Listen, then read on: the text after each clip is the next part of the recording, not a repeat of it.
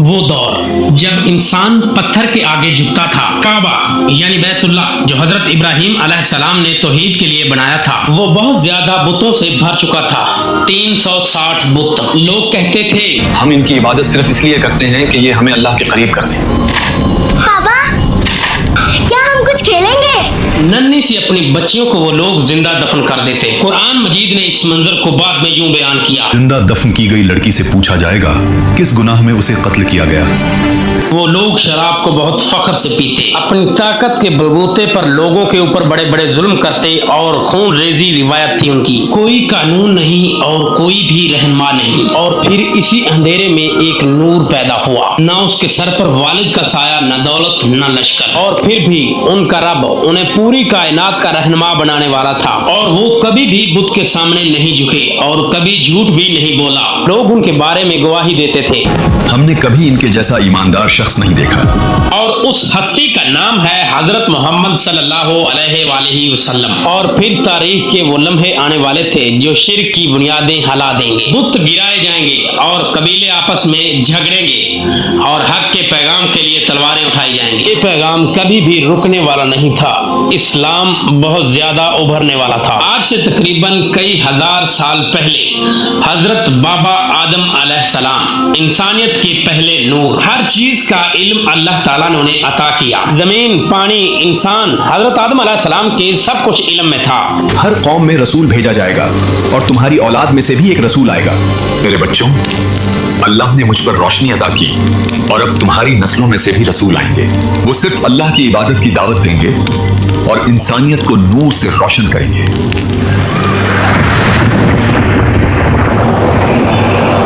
आखिरी नबी के लगभग तकरीबन 4300 साल पहले अल्लाह ने हजरत नूह अलैहिस्सलाम को इंसानियत की तबलीग के लिए भेजा। एक वक्त ऐसा जब लोग शिर्क और बुराई में बिल्कुल डूब गए थे। कुछ लोग ही सच का पैगाम सुनने को तैयार थे। सिर्फ अल्लाह की इबादत करो और इस शिर्क से बाज आ जाओ। अल्लाह मेरे बाद भी तुम्हारी नस्लों में से रसूल भेजेगा जो तुम्हें सिर्फ हक की दावत देंगे।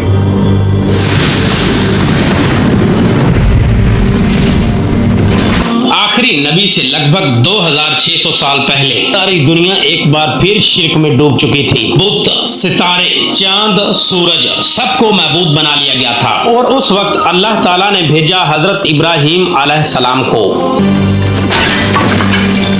अरे रब, इनमें उन्हीं में से एक रसूल भेज जो उन पर तेरी आयतें तलावत करे, उन्हें किताब और हिकमत सिखाए और उनका तज़किया करे।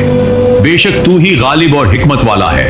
आखिरी नबी से लगभग 1400 साल पहले मिस्र की जमीन पर एक जालिम हुक्मरान हुकूमत करता था, फिरौन। और उस जुल्म के अंधेरे में अल्लाह ताला ने भेजा हजरत मूसा अलैहिस्सलाम को। और फिर हजरत मूसा अलैहिस्सलाम ने अपनी कौम को जमा करके बताया, अल्लाह तुम्हारे लिए तुम्ही में से रसूल उठाएगा, तुम उसकी बात सुनना। आखिरी नबी से लगभग 600 साल पहले बनी इजराइल में फितना, रिया और तहरीफ फैल चुकी थी। और फिर उस वक्त अल्लाह ताला ने एक निशानी भेजी, हजरत ईसा अलैहिस्सलाम। मैं तुम्हारी तरफ अल्लाह का रसूल हूँ, तौरात की तस्दीक करता हूँ जो मुझसे पहले आई, और एक रसूल की बशारत देता हूँ जो मेरे बाद आएगा, जिसका नाम होगा अहमद, और वो आखिरी नबी होगा। यानी मूसा अलैहिस्सलाम की उम्मत को जिसका जिक्र उन्हें तौरात में मिला। और हजरत ईसा अलैहिस्सलाम ने जिसका नाम लेकर बशारत दी, वो नबी हजरत मोहम्मद सल्लल्लाहु अलैहि वसल्लम अब आने वाले थे। मुख्तलिफ मजहबी किताबों में कुछ ऐसे इशारे मिलते हैं, उन्होंने ये साबित किया है कि आखिरी नबी की बशारत पहले से मौजूद थी। हमारे खुदा याहवे की इस मुकद्दस किताब में जिक्र है कि वो सीना से आया, सीर से चमका और फारान के पहाड़ों से जलवागर हुआ। सीना हजरत मूसा अलैहिस्सलाम का मुकाम है, सीर हजरत ईसा अलैहिस्सलाम का, और फारान मक्का के पहाड़ों का पुराना नाम है। मतलब वो आखिरी नबी जिसका इंतजार है वो मक्का के पहाड़ों के पास ही आएगा। इसमें वाज़ेह लिखा है, एक अजनबी मुअल्लिम अपने साथियों के साथ आएगा, उसका नाम महमद होगा। वो मरुस्थल यानी रेगिस्तान के इलाके से होगा। अथर्ववेद कुंटप सूक्त 127 में नरशनस का जिक्र है। संस्कृत में नर का मतलब इंसान और शंस का मतलब काबिल तारीफ है। इसमें लिखा है कि वो 60,000 दुश्मनों के दरमियान होगा और ऊंटों पर सवारी करेगा। मतलब ईश्वर का वो बंदा शायद अरब के इलाकों में आएगा। और नरशंस का अरबी में मतलब मोहम्मद है। ऐ गुरु बुद्धा, आपके बाद हमें कौन सिखाएगा? मैं खुदा का पहला बंदा नहीं हूं और नहीं आखिरी हूं। खुदा का आखिरी बंदा अभी आएगा और एक ऐसी शरिया पेश करेगा जो पाकीज़ा भी होगी और मुकम्मल भी। उसका नाम मत्तैया यानी रहमत वाला होगा। वो पहाड़ों में इबादत करेगा। वो एक मुअज़्ज़ज़ खानदान से होगा। उसके पैरोकार उससे ऐसी मोहब्बत करेंगे कि अपनी जानों का नजराना पेश कर देंगे और वो दुश्मनों पर गालिब आएगा। जब लोग रास्ते से भटक जाएंगे तब ऊपर वाला अरब में अपना बंदा भेजेगा और उसके साथी शरीफ और बुलंद किरदार वाले होंगे और वो फारस के तख्त व ताज को उलट देंगे।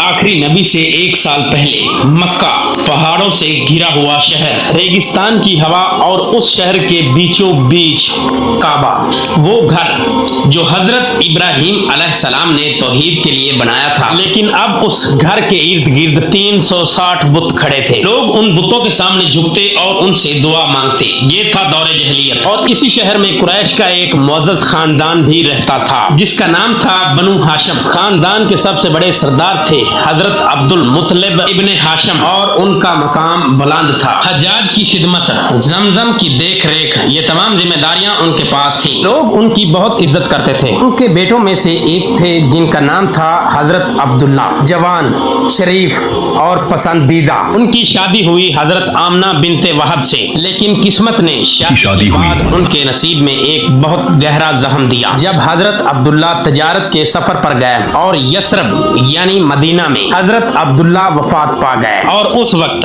हजरत बीबी आमिना हामिला थी। और फिर वो एक दिन आया मक्का की सुबह। बनु हाशिम के घर वो पैदा हुए जो सिर्फ एक खानदान के लिए नहीं बल्कि पूरी इंसानियत के लिए रहमत बनने वाले थे। ना उनके सिर पर बाप का साया था और ना था उनके पास दौलत का ढेर और ना ही सियासी कुव्वत। बनु हाशिम का घर खुशियों से झूम उठा। हजरत अब्दुल मुत्तलिब ने अपने घर वालों और करीब वालों को जमा किया और कहा, अल्लाह की रहमत है, इस बच्चे का नाम ऐसा होना चाहिए जो लोगों के लिए इज्जत का सबब बने। और फिर कुरान मजीद में अल्लाह ताला ने इस नाम को हमेशा के लिए महफूज कर दिया, मोहम्मदुर रसूलुल्लाह सल्लल्लाहु अलैहि वसल्लम। आज हर आजान में और हर नमाज में उस नाम के बगैर शहादत मुकम्मल नहीं होती। बाकी की कहानी हम आपको सुनाएंगे अगले पार्ट में। अगले पार्ट के लिए वीडियो को लाइक और चैनल को सब्सक्राइब कर दो। हम आपको बताएंगे कि हजरत मोहम्मद सल्लल्लाहु अलैहि वसल्लम की परवरिश हजरत हलीमा सादिया रज़ी अल्लाह ताला अन्हा कैसे करती हैं और उन्हें कैसे परवान चढ़ाती हैं, ये सब हम आपको बताएंगे अगले पार्ट में। अल्लाह हाफिज, अस्सलामु अलैकुम।